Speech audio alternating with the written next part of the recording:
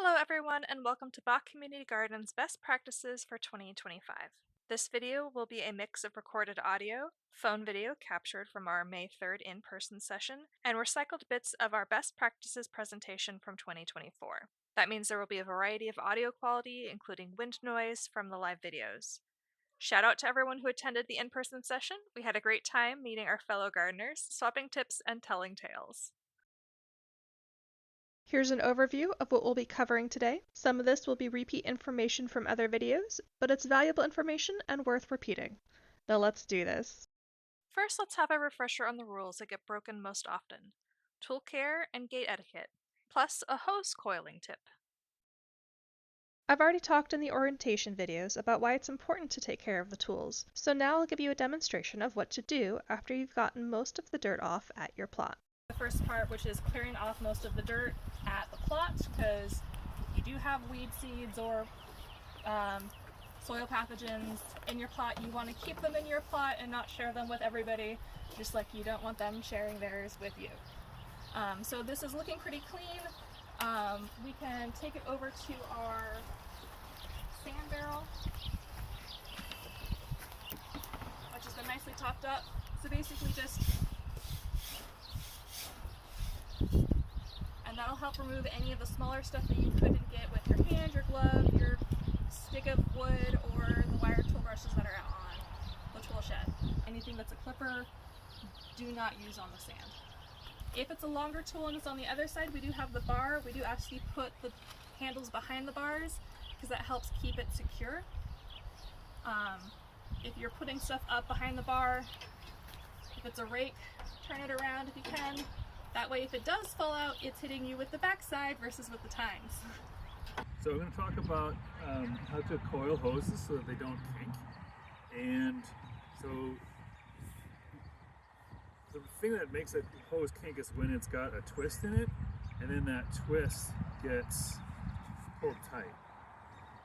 So when you coil a hose in a way that you think just kind of makes sense, is to just wrap around it, you're actually introducing a twist with every coil. So you kind of got these, like when you pull it out, you're kind of making these ringlet coils, and then those can make those kinks.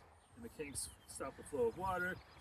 You probably had the experience where you drag your hose all the way across the garden, and you have to walk back and unkink it. So that's what's going on there. A solution to that is to coil it in such a way that, okay, so now we've stretched our hose out and we're ready to put it away. We want to make it into a figure 8 shape.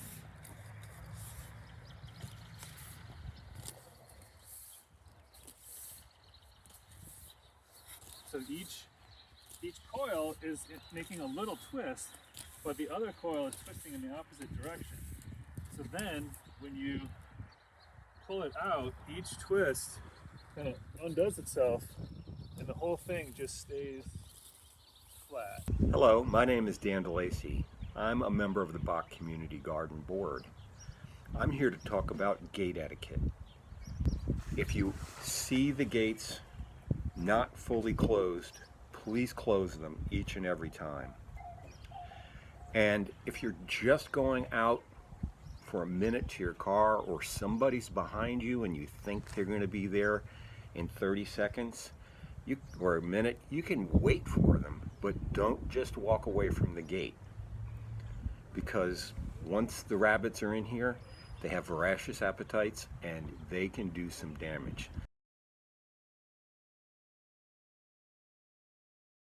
If you haven't heard about jumping worms, you're about to. Also known as Asian jumping worms, they are an invasive pest that is taking over Madison. Here's a screenshot from the Wisconsin Department of Natural Resources website with some ways to help identify jumping worms compared to a beneficial European nightcrawler. The jumping worms kill the native worms. I think they also destroy the plant roots. So there's no upside to jumping worms. They're just an invasive pest species that happens to look like our earthworms if you don't know how to identify different worm species. It's bad for your garden plants, and plus they're prolific if they get in. Plus, if I heard right, they came up like with Walmart and places like that, that's where they started coming up from wherever they were getting theirs. Which be is careful about your... Whenever you're bringing soil into the garden, be aware that you are bringing more than just soil in the plant. Try to be aware of where that soil's coming from. If it's coming from someone's backyard, or if it's particularly the worst one is if it's coming from another community garden. You're taking all of the stuff that's in that soil, any of the eggs, diseases, large pests, that's all coming with the soil as well as the plant. So anytime someone's transplanting a plant into the garden, I recommend having as little soil come with the plant as possible. Some plants you can't clean off the roots entirely. You can get better success transplanting a bare root plant if you put it in a plastic bag to help keep that humidity up on the roots so they don't dry out too much. So that's one way you can help transplant just roots. Even just the roots are going to have some chance, but like if you can avoid bringing things from other community gardens, that's the one to really avoid. People's backyards can also be something to avoid. I know the Arboretum has jumping worms. So it's getting all over Madison. We're just trying to push that off as long as we can. Exactly. Now let's talk about some weeds. Let's start with tips and strategies that apply to most weeds. The best thing you can do is weed early and weed often. An ounce of prevention is worth a pound of cure. Don't let things get out of control like I started to in the picture. Those plants will only get harder to pull out the bigger they get. And don't let yourself get caught up trying to identify everything that sprouts a leaf in your plot. If you didn't plant it, don't give it the benefit of the doubt. Even if it's a vegetable or herb that's self-seeded, we call those volunteers, if it's not where you want it, pull it out. It took me a couple years to stop letting cherry tomatoes grow out of pity. But since I learned to be ruthless, I've been happier and had fewer weeds. Although, the weeds might have more to do with learning to mulch properly, but I'll talk about that later. Be aware that weed seeds can lie dormant in the soil for years and even decades. When we work the soil, those seeds can be brought up to the surface where they sprout, so keep an eye out for new weeds after turning the soil. To prevent cultivating your weeds as well as your produce, focus your watering efforts directly at the base of your plants. Don't water parts of your plot you haven't planted yet. Speaking of watering, pulling weeds is easiest in damp soil. Dry or muddy soil will tend to hold on to roots. A sunny day after a rain is a great time to go on a weeding spree. There are special weeding tools to help remove plants with established taproots. We have some that we will put out with the communal tools. Compostable plants should be shaken free of soil and left to dry in the sun before composting. If you're weeding when the soil is muddy, this becomes difficult. Keep in mind that not all plants are compostable. Rhizomous plants, or weeds that have gone to seed, should be removed from the garden for disposal. Rhizomous plants like quackgrass and bindweed cannot be composted as the rhizomes will persist in the compost and grow new plants whenever the compost is spread. Always have a plastic bag or other trash receptacle on hand when weeding in order to be able to remove any non-compostable plants you pull out of your plot. This is Creeping Charlie. So what Creeping Charlie does is creeps along the surface, all right, and they send down little roots all the way along. So when you pull it up, you got to try and pull up the roots along with the Creeping Charlie. We have it in 2 gardens right now. So they kind of have a little different look depending upon which species it is. All right, this one's a little redder and this one's a little bit greener. I think one's Creeping Charlie and one's Creeping Jenny, and I don't know what the difference is. I don't either. It doesn't matter. They're both the same invasive, Yeah. and you get rid of them both the same. So those are huge thugs in the garden that are takeover gardens, but they're fairly new this year to this garden. Okay. The next one is Canada Thistle. Canada Thistle took over this garden about 2 or 3 years ago when a lot of people abandoned their plots. They had Canada Thistle and they grew up. When they grow up to about 3 feet tall, they'll produce about 50,000 seeds per plant. Okay? And those 50,000 seeds, if allowed to go to seed and blow, they go all over the garden. So we have them from that corner all the way back to that corner back there, blown right through where the prevailing winds from the west just blew right through the garden and blew the seeds right down through the garden. Yeah, I think we had a bunch in the fence line, so there wasn't Yeah. anyone like specifically coming after them. So then that was just like, hello everyone, enjoy some thistles. And next year, surprise, because we had lots of them. We still got lots of them. And those have a big long taproot.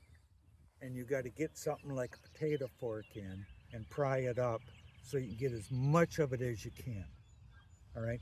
Because the part I snapped off will grow up into another one. And they hurt, so you want to have. So I cut it. And so you just keep cutting it every time it comes up? Yep, Okay. So you're cutting it a couple inches down. right. And Doesn't go then- really deep, but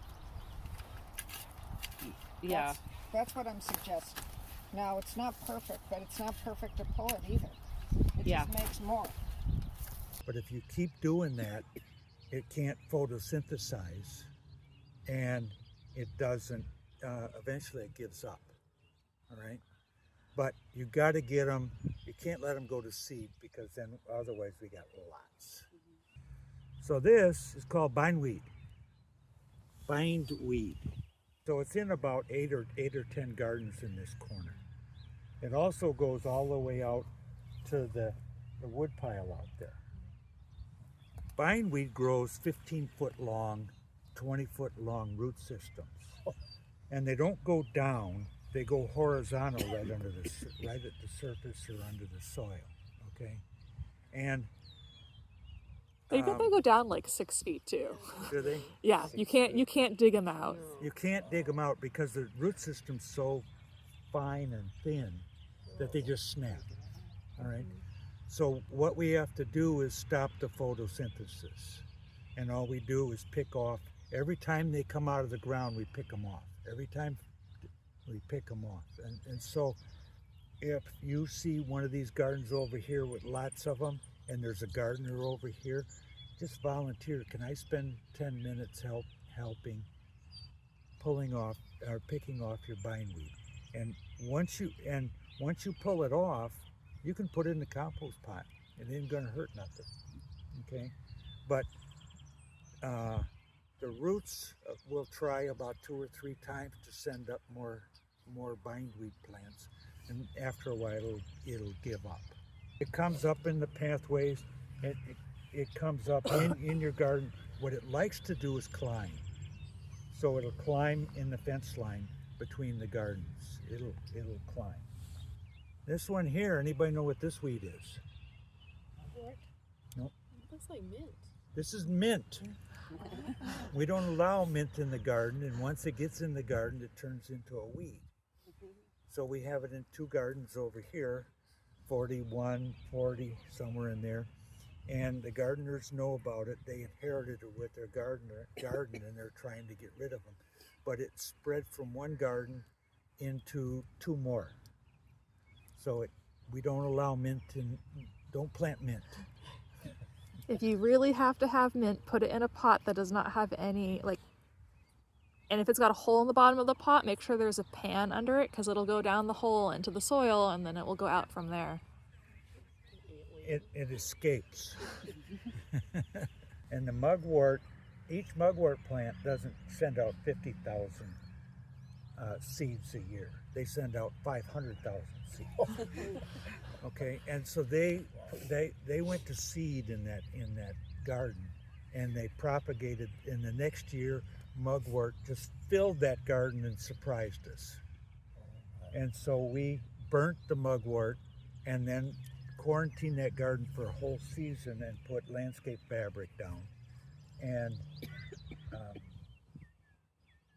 that about killed it off. But about a season or 2 after that, it's still coming up in the pathway.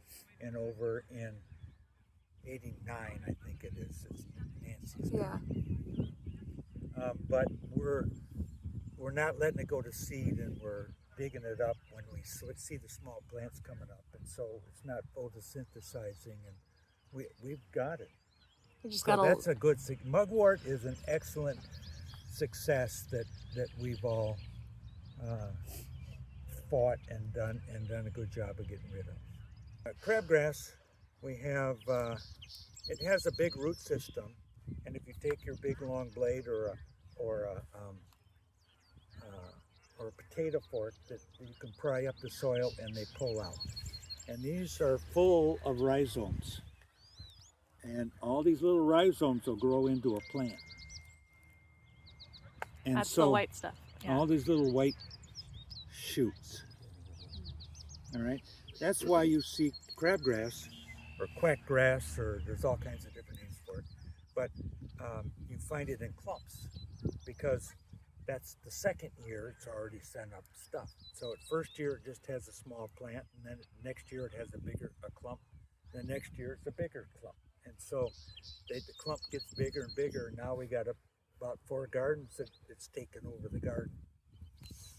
And if you just rip it out, then you leave a bunch of the roots and the rhizomes, and it just helps it grow more plants. You gotta so dig you 'em up. gotta really get it all out. You got to dig it up. It's not like some like the bindweed where you can shear it off at the garden and the root at the garden surface, and the roots will die off. All right, and they won't photosynthesize. This one, it grow. Each of these will just pop right up as a new one. So you have to dig these up. And they're at least shallow, so it's not hard to dig it up. It's just you really got to put the effort in to really get rid of The it. big plants, they got equal sized roots. So Yeah. the big one, when they get big, they'll have a big root system. So those are the 4 or 5 thugs in this garden that we want to keep at bay.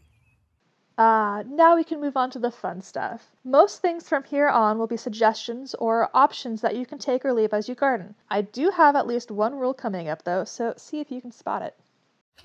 I'm in plot 8889 with my partner Ted. And I've been at the garden, I think this is my 5th year, and I'm the person who puts together the newsletter. And I've been on the board for, 3 or 4 years, and it's been a blast being here at the community garden. I am going to talk just briefly about growing your best tomatoes. And if you get one thing out of it today, perfect. So just a quick understanding that when you're going shopping for your tomatoes, you should understand that there's a difference between indeterminate and determinate. Is anybody surprised by that? Okay, so determinate is just basically they stop growing and they grow really well in containers. That's what they market as patio tomatoes. The indeterminate just keep on growing until they die. You can make, and I'll talk a little bit about pruning a little bit, you can make your indeterminate tomatoes be more determinate later in the season, and there's a good reason for that. Of course, there's the big difference between heirloom, which is open pollinated, which is the seed that you plant, and the seed in the tomato will become that seed or that plant for the next year because it's open pollinated. It has tons of varieties. People grow it for taste. Probably, maybe, depending on the year, might have a little bit less of a harvest than the hybrid kinds, but they are susceptible to more disease, and I'll talk about how to mitigate that in a little bit. The hybrid is genetically modified to resist disease, especially tomato blight. It'll be maybe a higher crop yield. Some varieties maybe don't taste as well as some of the heirlooms. It's your choice. There's so many varieties out there and farmers markets and everything. You'll find what you love and grow it often. But I do want to talk about how to mitigate blossom rot. And it's that when the tomato forms and you look underneath and it's all black, how many have ever had issues with blossom rot? Here's the way you mitigate that. You plant in your hole Tums, 1 tum. And what is Tums? It's just calcium carbonate. So blossom rot is an issue with calcium not taking up during the growing process. So once you have blossom rot, you got blossom rot. You're not going to be able to mitigate it. So the way to mitigate it is either put a Tums in the hole, or I also like to dress with, this is just crushed egg shells. So you can dress that on top, and you can do this with peppers too, because they're both in the nightshade family. And I guarantee you, after doing a Tums or this breaks down a little bit slower than the Tums, that you will not have an issue with blossom rot. Guaranteed. Remember. So when you're planting tomato, plant deep, plant with a Tums, plant with eggshells, plant with a banana. Some people put magnesium in. There are a lot of different thoughts on all of that. The best thing you can do for your garden is compost. The true secret of a green thumb is good soil. Here's why. Plants need nutrients to grow, and they get those nutrients from soil. If you remove all your plants, those nutrients are gone. But if you turn those plants into compost, all the nutrients stored in the plant while growing go back into the soil. In addition to recycling the plants you grow, adding additional compost builds your soil so that it doesn't slowly disappear due to erosion. Healthy soil retains more moisture and is also more resistant to erosion. Composting also reduces the amount of green waste going into landfills and saves you the effort of hauling all that plant matter out of the garden.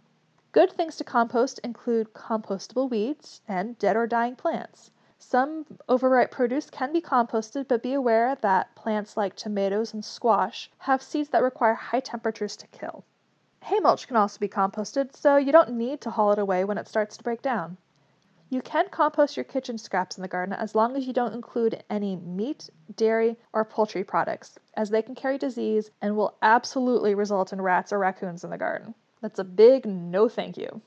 Pet poop and fresh livestock manure are also no's due to disease. Don't compost weeds that have gone to seed or diseased plants. Most plant diseases persist in soil, and you will be propagating the disease to next year and possibly your neighbor's plots. Bag it and dispose of it at home. Your home, not the homes neighboring the garden. That's just rude. Let's go over composting at Bock Garden. We provide leaf compost out behind the back gate. It's paid for using the garden fees and is available for everyone, so go and load up a couple buckets or a wheelbarrow. When you do, it's important that you shovel from the sides and the base of the pile, and keep your receptacle close by so you don't spill or waste any. This stuff isn't cheap, so it's important to follow these steps so that most of it goes into plots and doesn't get trampled into the ground. You want to shovel from all sides of the pile or will end up forming a cliff like in the picture. This isn't the end of the world, but it's not ideal. It won't kill you to push the wheelbarrow that extra 4 feet to work from the far side of the pile. Besides the already decomposed stuff we provide, we recommend that everyone composts in their plot as well. The simplest in-plot method is to have a designated spot in your plot where you pile all your compostable material throughout the season. Digging a pit or building a circle of wire fencing can help keep things neat and contained. Composting bins can also be used to help accelerate the decomposition. Sometimes you have a lot of material to deal with, like at the start or end of the growing season, and one small pile might not cut it. Here are a couple options that you can do in those instances. Spading in is when you turn the soil over to bury leaf and small green material a few inches under the soil. This can work well if you have a winter cover crop you're turning under, or a carpet of compostable weeds.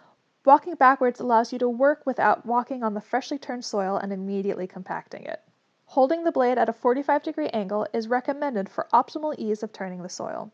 Trench composting is great for the end of the year when you have a lot of material that needs to be dealt with. Dig a long trench, 18 to 24 inches deep, right down to that clay layer. Layer your plant material in the trench with produce with seeds and coarser material on the bottom. Chop up your material into sections 6 inches or less to speed up decomposition. Walking on the mound of material will help compact it down. Adding a bucket or two of leaf compost before burying the trench is a great way to build your soil and get that compost in deeper. You'll usually end up with a mound of dirt at the end, but it'll generally settle down over winter as the buried material naturally decomposes. You can sometimes spot the trench locations in winter from the bare patch where the heat from the decomposition melts the snow. There's also, some people put bananas in for a little bit extra potassium. Yeah, we use ash from our wood stove for the potassium. Right? Yeah. And let me talk about the 3 magic numbers that you see on any fertilizer. and what they mean. So in this one it says 20-20-20. The first number is nitrogen. It's what makes your plant grow vigorously. It's the green. And when you think about how lovely after a thunderstorm everything is so green, well, lightning is nitrogen. So you get everything this beautiful, beautiful green after a thunderstorm, but it doesn't help in the idea of the blooms. That's your middle number, phosphorus. So if you want something that really is needs a lot of blooms, like this one is an orchid one, which when you think about orchids, you're growing up for the bloom, right? The middle number is 35. So it's really going to be what they call a bloom buster. So that middle number, phosphorus, is going to help you with your blooming issues. And then the last number is potassium, the K, right? And that one is not probably as important. It's just kind of a neutral one, but it helps with the sturdiness of the plant and it keeps it vigorous. Row covers are a great way to protect your plants and extend your growing season. The covers retain heat while allowing light, water, and air to pass through them. In a sense, they act like permeable greenhouses with sunlight coming in and turning into heat that is trapped. This allows the soil to warm up faster in spring and protects plants from light frost. By using row covers, you can start planting warmer crops earlier and extend your growing season. Similarly, in the fall you can use row covers to protect from early frosts and give your plants a little extra time to produce. Row covers can also block pests such as bugs, birds, and some small mammals. To use row covers, place the cover after planting or sowing seeds. Make sure the edges are buried or weighed down to prevent pests from being able to crawl under loose edges. Be aware that any pests that emerge from the soil will be trapped in with your plants, so check for damage regularly. While your edges should be secure, you want to leave some slack in the fabric that drapes over your plants so that there is room for them to grow and lift the cover with them. Heavier weight covers may need to be supported, and some sensitive plants will need to have the cover lifted away from their tender leaves. Unfortunately, the wonderful growing conditions created by row covers also benefit weeds, so you'll need to periodically remove or get access under the covers to do some weeding. Once the ambient conditions are right, remove the covers for increasing periods of time over several days to allow the crops to harden. An overcast day is an opportune time for the cover to come off for good. Unused or undamaged used covers should be stored out of direct sunlight as UV rays cause the material to break down. This year, this is the first year that Bock Community Garden, we have to pay for our water usage. So we are going to say, we want you to, somebody's going to talk about water in a little bit here, but we want you to water, so you're thinking about water conservation, but really, honestly, you really want to water well and deep so that it's for your plant health as well, because too much water will produce disease issues. Applying mulch is a good idea whether you're tilling or not. We generally recommend hay, but other materials can be used as well. Our wood chips for the pathways are technically a mulch, but we do ask that you don't use them in your plots as they take longer to decompose and can be a headache for whoever gets your plot after you. When applying hay as a mulch, put down a layer that is 4 to 6 inches deep. It will compact naturally as seen in the picture, though past me could probably still have used a bit more. You can always add more later if your first layer is not quite enough. Leave space around warm weather sprouts like tomatoes and peppers to allow the soil to warm up as the plant grows. Once the plants are a few inches tall, you can gently push the mulch up against the stems. If you're planting more mature plants, you can skip leaving a starting gap. The big benefit of using mulch is that it keeps the soil from drying out as quickly, maintaining higher moisture levels in the soil, and also allowing more time to pass between waterings. I found that with a good layer of mulch in place, I can let the rain cover all of my watering needs unless there's an unusually long dry spell. Lazy gardening win. Sure, putting mulch down takes effort, but it's a set and leave it thing early in the season when I'm still eager and it means I don't have to fuss with coiling hoses or hauling water buckets. Last year, I even accidentally grew this giant morel mushroom in my strawberry plot. That's right, with proper mulching, you too can accidentally create the perfect growing conditions for edible fungus. On that note, I've heard some people worry that the high moisture level under mulch might lead to mold, but since the garden is outside, mold isn't usually a concern. The only times I've seen mold in the garden, it was on rotting produce or in isolated spots on the pathway wood chips. Besides retaining moisture, mulch also reduces soil temperature by keeping light from reaching it. This means mulching can prolong the growing season for cool weather crops. The other big benefit of mulching is that it suppresses weeds. It does this twofold by reducing the number of weed seeds that germinate and then smothering the growth of those plants that do germinate. Some weeds may still make it through the mulch, but they are much fewer and easy to pull out due to the damp soil and their spindly growth while struggling to grow up through that mulch. Another plus for the lazy gardener. There are a couple less obvious benefits to mulching. By providing a protective layer over the soil, mulching reduces soil erosion.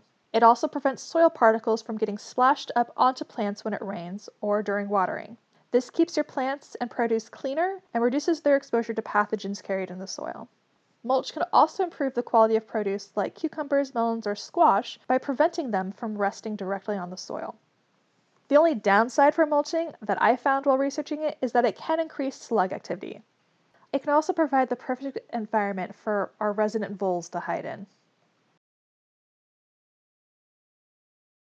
You know, August, September will come around and there's so much stuff in our plots we don't know what to do with. If you're feeling overwhelmed, the pantry, donating to the Way Forward is a great way to, use a bunch of food. We really like to store food though over the winter, and while it's a lot of work sometimes, August through September, we have sometimes food. I still have garlic from last year that we're using right now. I'm going to talk briefly about food safety with canning, because if you do it wrong, it can be one of the more dangerous things to do. But if done right, it's very, very easy and very, very safe. And then Charlie will talk about fermenting and pickles and pickling. So this is a hot water canner, for those of you who aren't familiar with it. The biggest danger with hot water canning is botulism. You're creating an environment without oxygen, and if you don't have enough of an acidic environment in the jar, you can create botulism, you don't create botulism, but botulism spores, which are a bacteria, then, they're not being outcompeted by any other bacteria. They reproduce and they create a toxin that can be very dangerous. So, acidic is good, acidic is safe. So you've got all of your berry and fruit jams are safe.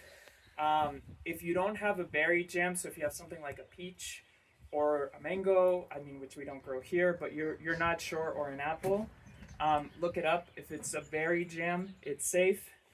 If you're doing a pickle, which Charlie will talk about, those are very safe to can because vinegar that you use for pickling is very acidic. You won't get any botulism there. And then tomatoes, which we do a lot, we call them canned sunshine. We love canning tomatoes. They're on the edge depending on your plant, depending on your soil composition. So what you use is lime juice or citric acid, which you can get in the store. One great resource that we use a lot, it's called the National Center for Home Food Preservation. They have all the recipes, all the safety information. When in doubt, check that website out. And also, if you want to be absolutely sure that what you're making is safe, keep it in the fridge or in the freezer. We keep stuff in our garage, which is why we do water canning. But if you keep things in the fridge or in the freezer, normally very, very safe. Depending on the recipe, you'll fill up your jar, you'll pack it, in this case with the vinegar, or with the dilly beans, you'll pour the vinegar in. Charlie's going to talk a little bit more about that. And then you put it in here, and depending on the recipe, you're boiling this for anywhere from 5 to 45 minutes. What that does is you're usually leaving only a very small gap. You have the kits usually come that you buy at the store. Will come with this really nifty tool that lets you measure how much headspace you're leaving in the jar. And it'll say in the recipe how much headspace to leave. What that does is when things boil, they expand. The way that the lids are made is so that they can let air out, but then as things cool, they don't let air back in. They will create a seal, essentially, and self-seal. You have these reusable lids that come with rubber gaskets. We've had mixed success with that, tending more towards they don't work. These are the ones that These are single use. They're single We use, have but they're very easy. Different ones that come in like are marketed as reusable. They're not the most reliable. Yeah, they're not the most reliable. So sometimes they seal, sometimes they don't. Once you do have a seal the next morning, you can check by just you take off the ring, you lift up the jar from the lid, and it will lift up. It won't. And you'll need a little can opener to open it. Those of you who were here, when we opened this one, you would have heard a little pop. And the other reason to keep a ring off is if you do have stuff growing in here, you did do something wrong, the gases that they expel will cause the lid to pop on their own. And if you don't have the ring there, you'll be able to tell when you pick up the jar, oh, something's in here. This is contaminated, lid popped, I shouldn't eat it. We haven't had that happen in the 6 years that we've been doing it, and I had no idea about canning before I started. So generally very, very safe if you're using recipes that you find from vetted sources like National Center for Home Food Preservation, and if you're going with acidic things. The chive butter that Charlie talked about, where you chop up a bunch of chives and you put it in butter, lovely, wonderful way to use butter. You can't then keep that out on the counter. You have to keep it in the fridge or in the freezer. So anything that you're not doing any sort of preparation or is acidic, you should be keeping in the fridge. We do quick fridge pickles all the time when we don't have time to do the canner. That just means that they live in our fridge and they stay in our fridge for the rest of the time that we're doing them. Anything else that I missed? What else was I going to talk about? Another technique I'll very, very quickly go over. It's also on the website, so you can find more information there. Blanching things and freezing them is a great way to keep greens throughout the winter. Not all greens. Not it all works greens. for kale. For most things. Yeah. You've got a lot of things, and you can do that with dilly beans too. So quite a few veggies blanch well and freeze. The reason you want to blanch them rather than straight freeze them is vegetables in our garden naturally have enzymes in them that will break them down over time. And putting them in the freezer doesn't prevent that action from continuing. It just slows it down significantly. When you blanch things, and what I mean by blanching is you boil them for a short amount of time and then you put them in an ice bath to stop the cooking process. You essentially denature those enzymes that will usually get rid of the quality of your food. And then you're able to freeze them for long term. We still have frozen kale that we throw in soups, and it'll hold us over until we grow new kale this year. How short of a time? Sorry? How short of a time are you boiling it? Depends on the vegetable. So our kale is 3 minutes in boiling water, 3 minutes in an ice bath. So it's usually a very quick shot. It will cause the veggies to get more green because you're also breaking down the chloroplast and releasing a bunch of the chlorophyll into the rest of the cell. You mentioned that these are crunchy. It's because we use a raw pack technique where they're not cooked before we can them. And so there's different ways to preserve and cook foods to keep those consistencies that you want. Again, that website is a great way for not just for safety, but for quality. It'll have information on what to add to your tomato cans, to your pickle recipes, how long to do the water bath for. And I'll hand it over to Charlie to talk about fermenting and pickling. So we love to get creative in the kitchen. I guess the biggest thing with like pickling and fermenting is to like not be intimidated. Like don't think it's not for you. It's a lot easier than like it might seem. And it's also like two of the safest ways that you can preserve food. So pickling, a lot of things pickle that like you wouldn't even think about. All like most root veggies are great for pickling. We did carrots and radishes last year and they were awesome. Beets are fantastic. So yeah, all sorts of things are like good for pickling. You can find recipes all over the place. If you're gonna can them, make sure again it's a vetted source and it's safe.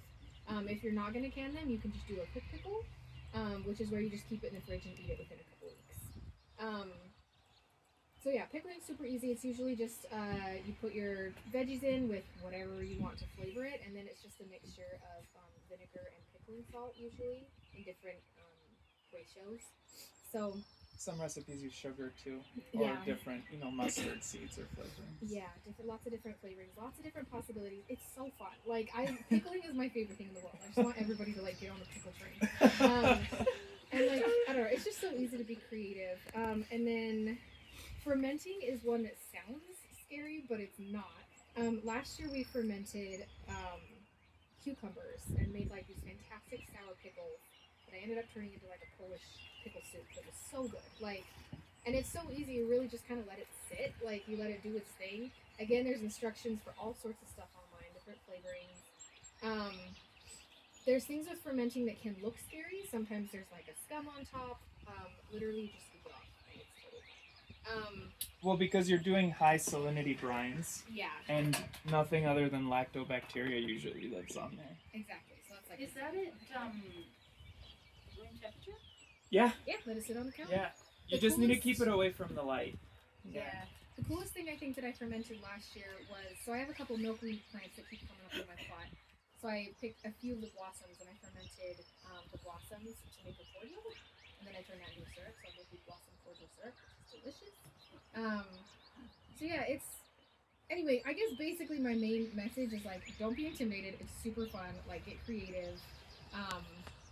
And yeah, when in doubt, keep it in the fridge. That's like the way to keep it safe. I will say ferments can get messy because there's a lot of biological activity. So we use a weight. This is in the small version with a mason jar, and this lid lets all the air out without letting other air in. Burpee lid? It's a burpee lid we bought online. Yeah. We also have crocks. Yeah, we have a big We have a big fermentation crock. Krauts are another thing that's awesome. I don't know how you made it, but last year we got a zucchini relish from Charles and Sue. Did that involve pickling? Yeah.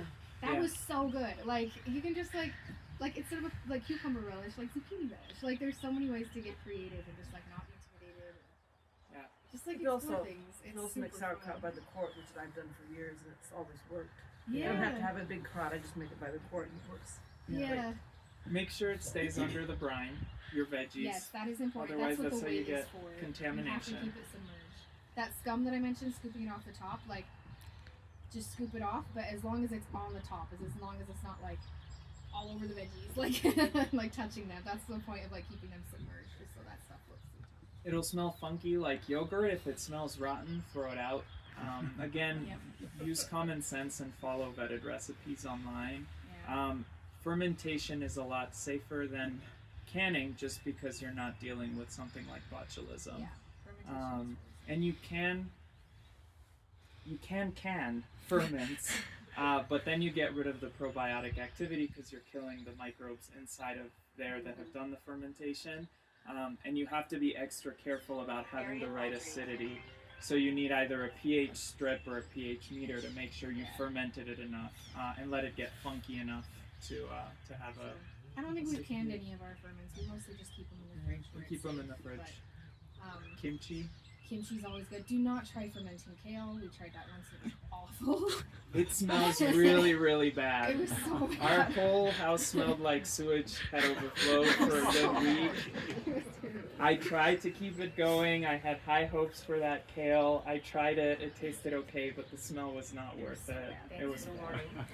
So, yeah, How if you're... long do you ferment?